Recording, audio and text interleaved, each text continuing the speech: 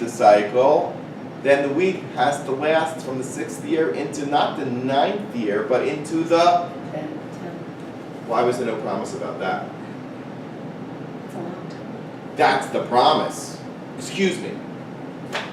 If Hashem makes an open declaration that Shemitah will bring miracles, and Shemitah does bring miracles. It really does. It's a miraculous year. There's many stories about people who observe Shemitah and their crops and they prosper, as people who didn't, they lost.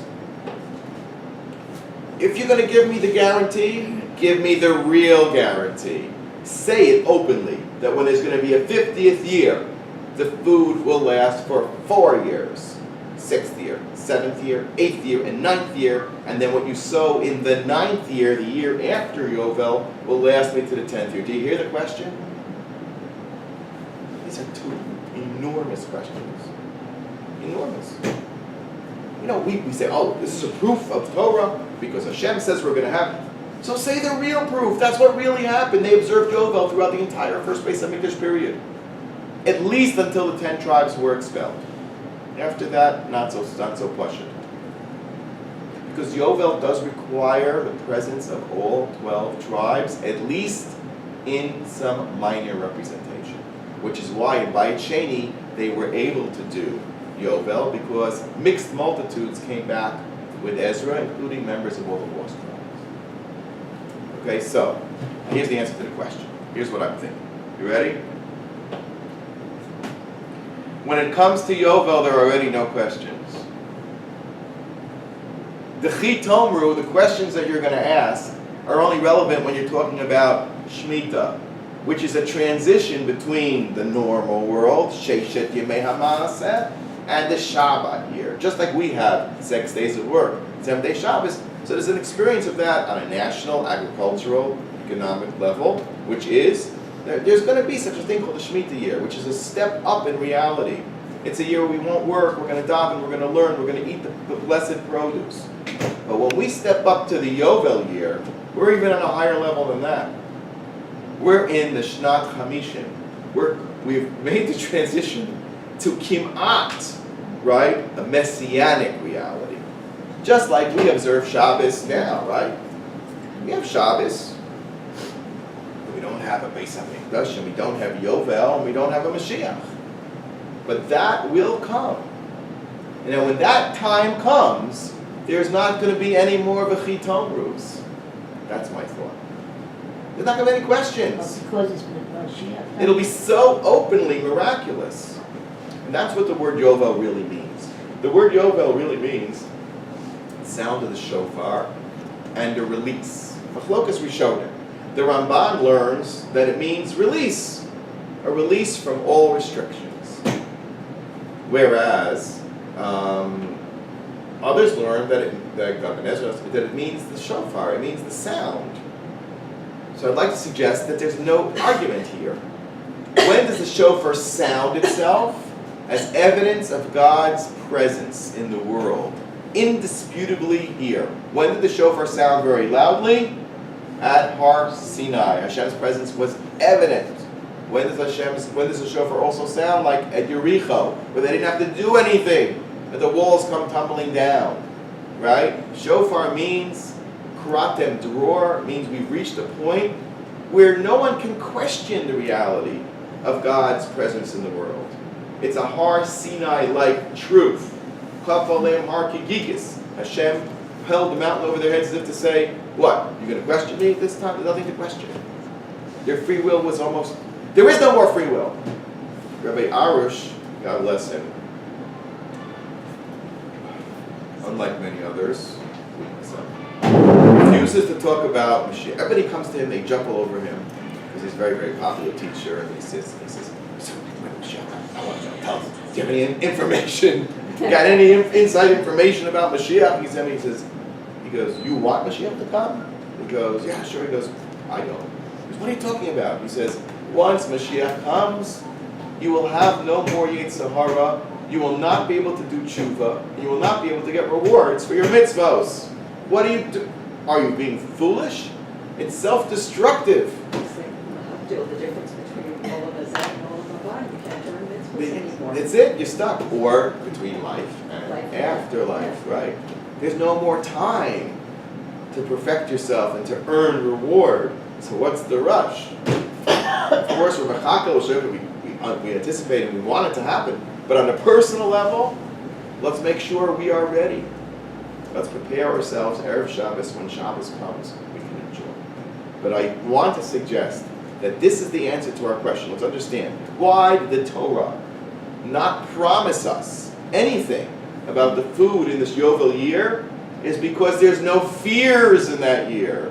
By that time, you've gone through 2 years of open miracles.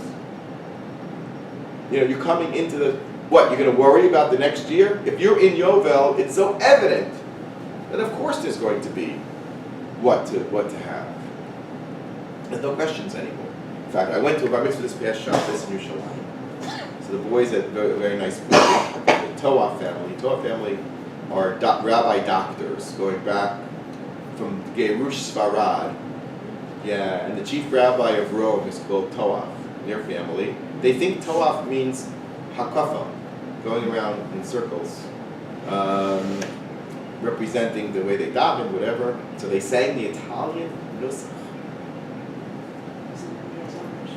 No, it was in a hotel in Yerushalayim with Birthright and with David Feinstein, which was actually very interesting. Who came to the Akamas Matzeva as Rebbitzin. We were all in Yerushalayim together. It was kind of rather polyglot reality. Staten Island, that one? Those were, yeah, Moshe, Rabbi Ruvain Feinstein. Both his Rebbitzin about 6 months ago. His whole family was there. An interesting crowd. And this family, the Toaf family brothers get up and they sing. I've never heard in my life, a Kedusha like that. I couldn't even begin to replicate it. And my sons, who are very musical, are like, what's going on over here? What's this all about? And they explained that they have this Masorah going back, probably all the way to Spain. And I think the family came from Iraq, which was Babel, where everybody lived. That was the Al-Tahain, so to speak. They came to the America, which was Spain, which was America. You understand? That's what it was then. And they ended up leaving Spain, being forced to return to Italy. The chief rabbi of the synagogue of the shul in Rome is named Rabbi Toaf. And he had a very, very influential davener. You know who came to daven by him? I don't think he comes every day. Pope. Came to visit what? I remember. What? To apologize to the Jewish people for all the torment. At least partially apologize, as if it could be apologized. So this is a very prominent family. His son's name is Yehonatan Yosef. We call him Yo-Yo. They call him Yo-Yo. How were you related to them? Friends. Well, yeah, we're close family. My parents, the Sein Gesundheit Stark, who you know, were, after they married, they served as Rabbi Robertson in Massachusetts, to Fitchburg, Mass. Also in Plymouth, Mass. Plymouth Rock, the Pilgrims, but in Fitchburg, Mass. And that family was a human family, which is Mrs. Toaf's family. Rabbi Dr. Fred Humans, like he was Lowell, Mass.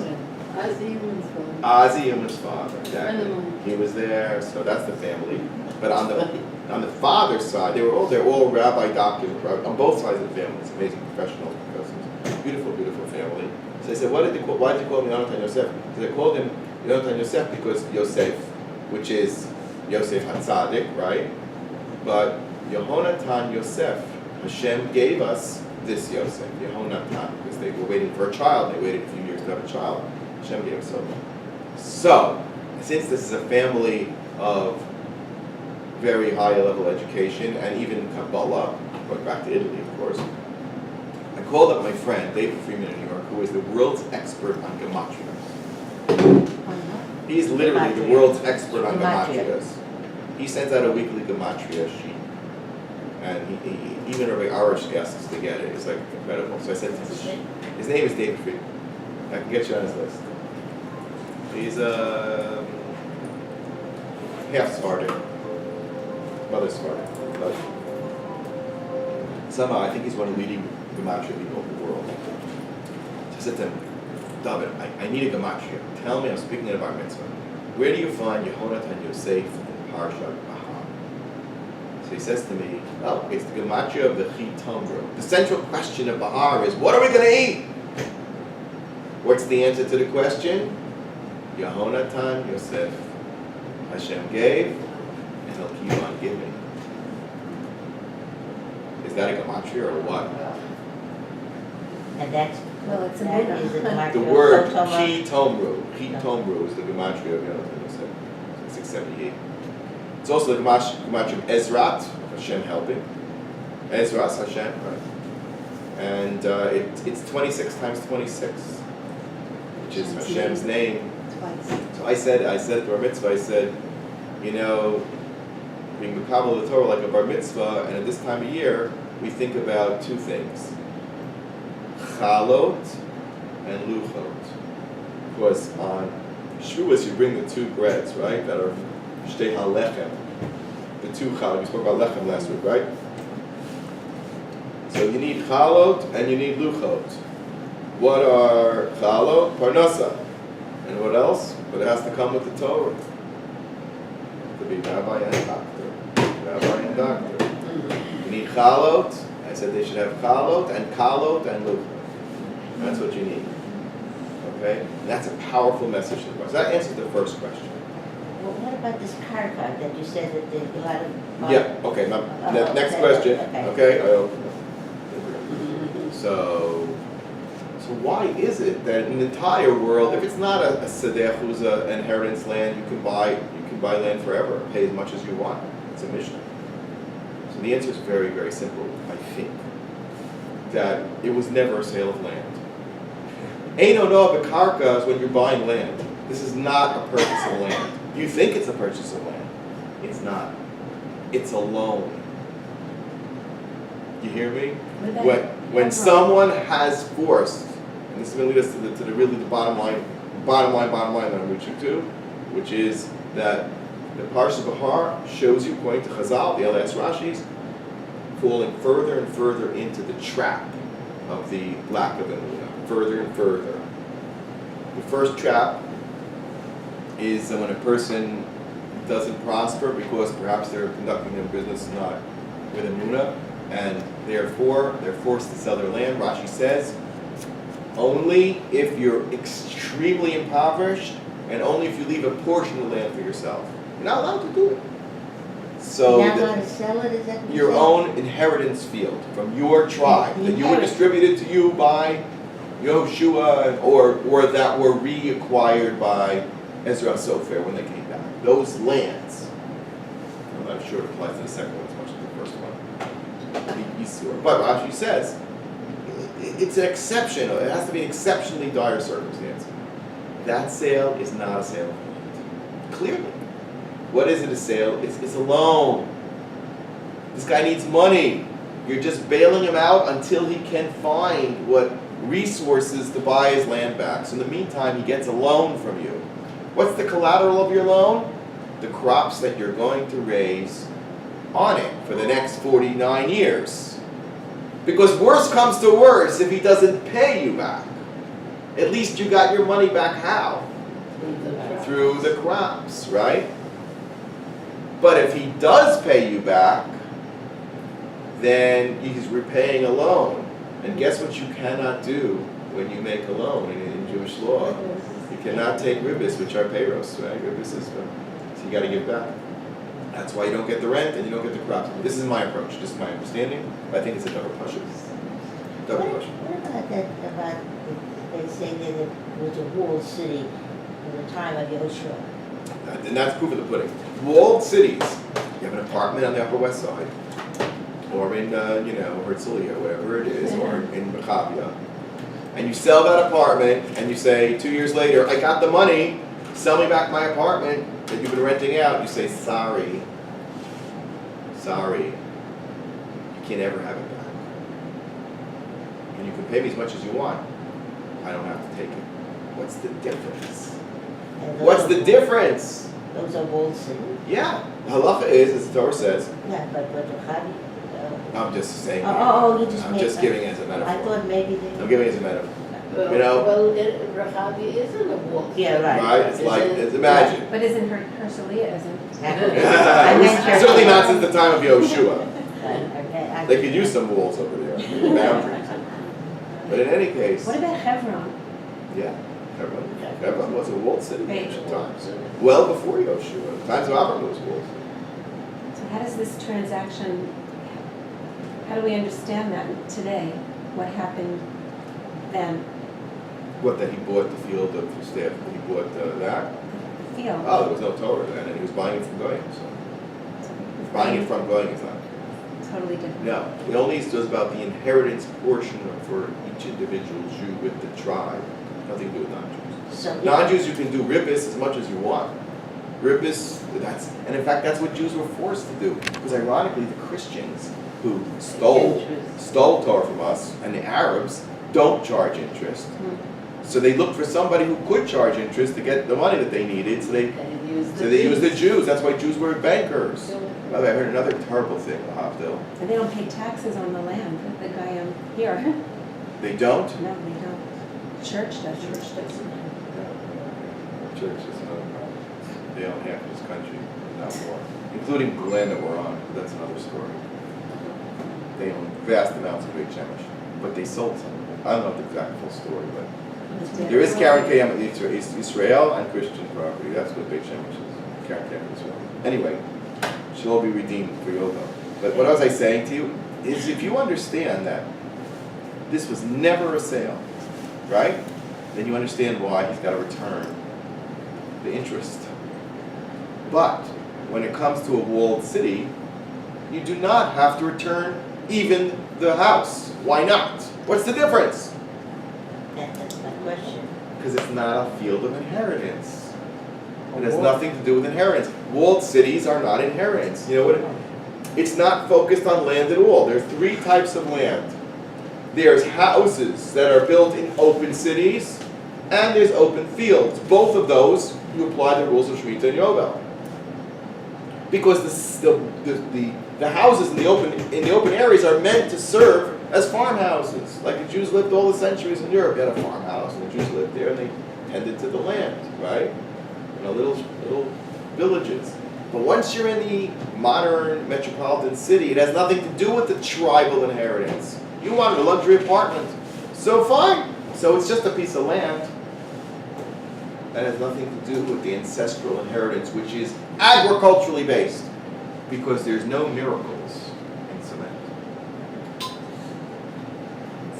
So Yeah, you can't have 9 years worth of, the buildings don't reproduce themselves. I'm sorry. What it is bricks and mortar. That's it. So when you buy a house and there, Shemitah and Yovel are all about bracha and produce and blessings from Hashem. A piece of property with a brick made out of bricks does not included in that. You could have a garden on that. Yes, and the garden, if it's part of a stei achutza, would be problematic. I don't know. That's a big problem. what about the garden? I want to go there, but just know that there's three types of properties: batei arichomo, houses in walled cities, houses in open cities, and open land. The last two are perfectly relevant to Shemitah and Yovel.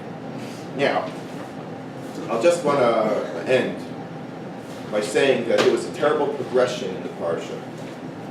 That the person in question, Kiyamu Chachicha, as he moved further and further away from Hashem, he became further and further in trouble. First he became poor and he needed to be supported. Then he needed to sell his land. And then what happened next? He has to sell himself. And ideally sell himself to a nice Jewish family.